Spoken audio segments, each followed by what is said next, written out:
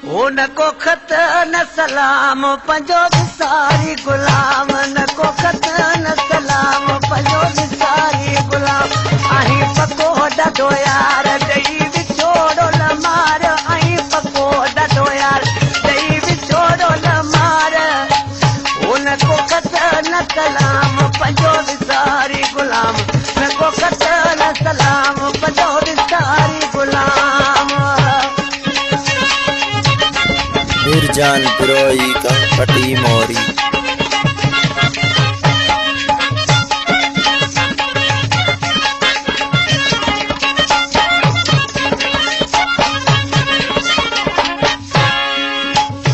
अखिन बहायो आप जानी छदे आग जाब अखिन बहायो आप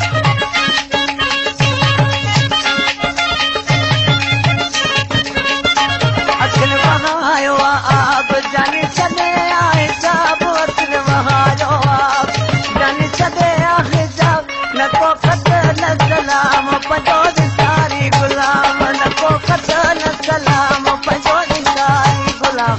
आई पको डो यार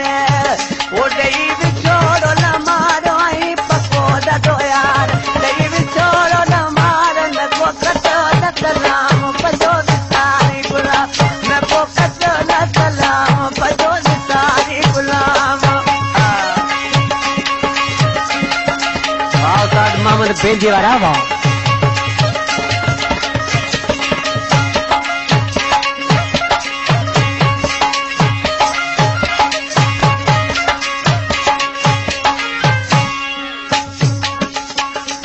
अची ॾिसी वञ हाल तोखे ॾिठे थो साल अची ॾिसी वञ हाल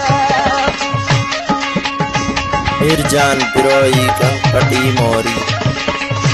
अची ॾिसी वञ हाल तोखे ॾिठे थो साल अची ॾिसी वञ हाल तोखे ॾिठे थो साल न को खत न सलाम पंजो सारी गुलाम न को खत न सलाम पंजो सारी गुलाम आई पको डो यार दई विछोड़ो न मार आई पको डो यार दई विछोड़ो न मार न को खत न सलाम पंजो सारी गुलाम न को खत न सलाम पंजो सारी गुलाम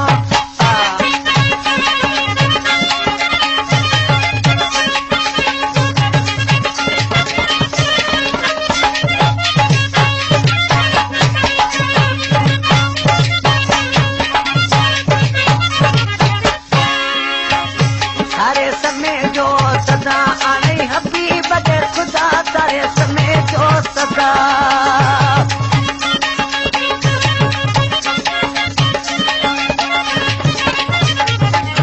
खैर जो